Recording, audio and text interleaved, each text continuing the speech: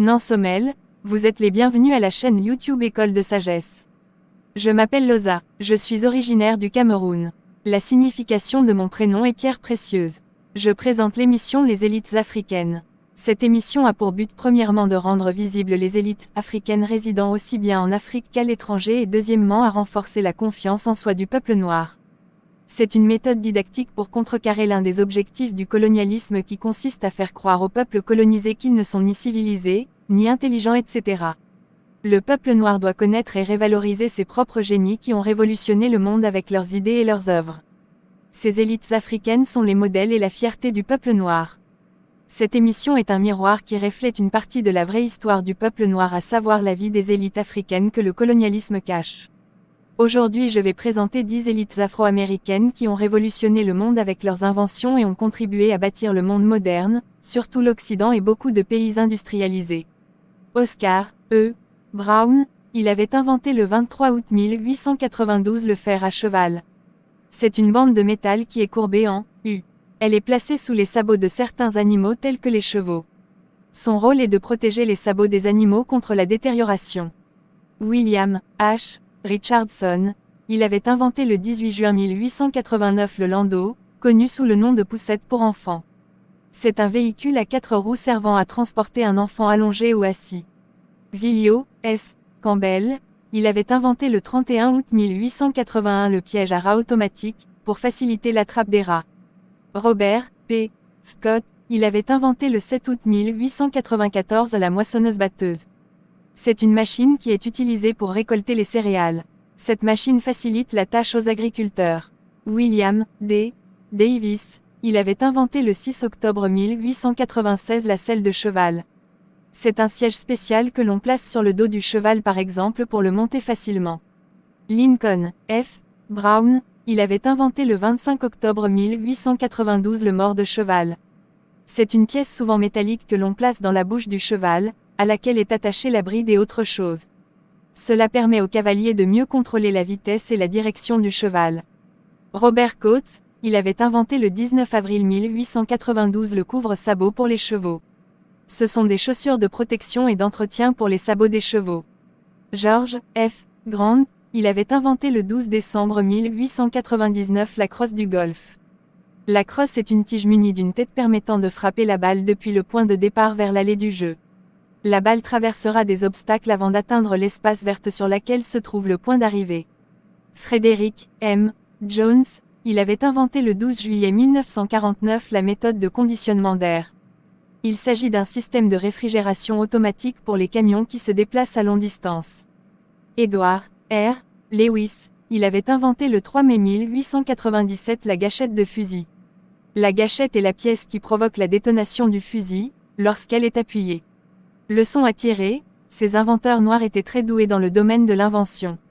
Voici quelques-unes de leurs positives compétences que le peuple noir devrait imiter. Ils avaient un bon œil pour observer la vie quotidienne, ils étaient très intelligents pour mener des réflexions sur certains problèmes quotidiens, ils étaient très ambitieux et confiants en eux-mêmes, ils s'inspiraient des problèmes quotidiens pour trouver des solutions par des inventions. Le racisme de la société blanche américaine n'avait pas pu les freiner dans leurs ambitions. C'était par amour pour l'humanité qu'ils s'étaient investis pleinement à l'invention.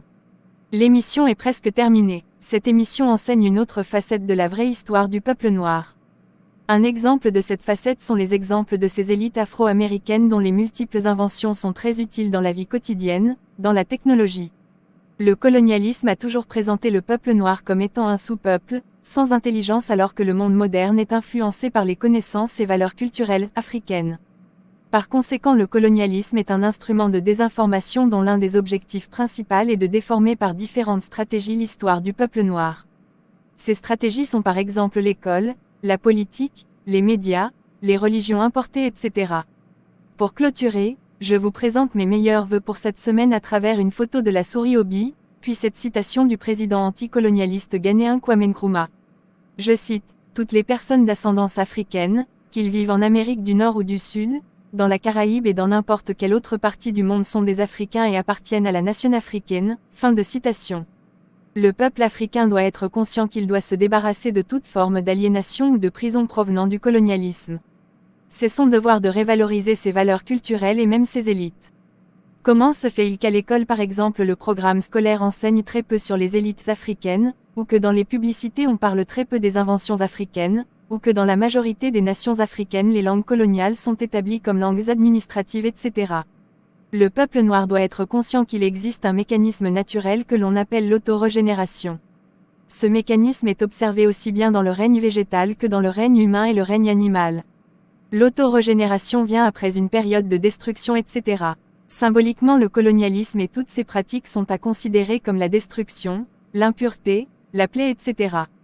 Pendant que toutes les formes de lutte du peuple noir pour se débarrasser du colonialisme et de ses pratiques symbolisent le mécanisme d'autorégénération.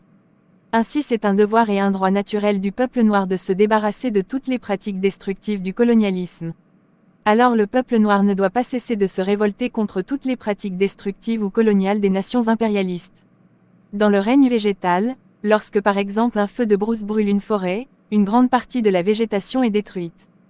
Quelque temps plus tard, la forêt se régénère elle-même par le fait que de nouvelles plantes poussent et la forêt réapparaît.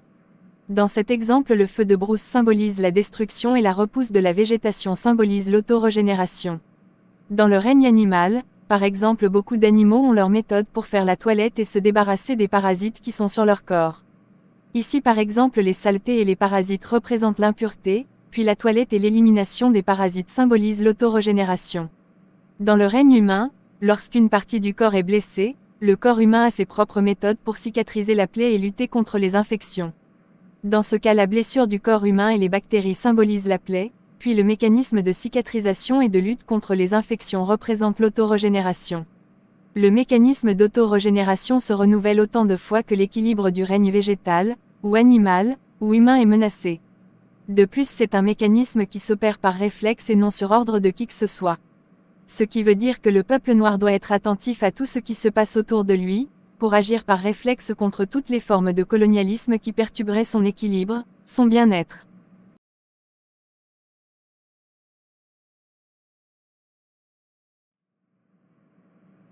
Très chers abonnés, merci pour votre attention et veuillez partager cette vidéo au maximum à vos contacts pour l'instruction de plusieurs.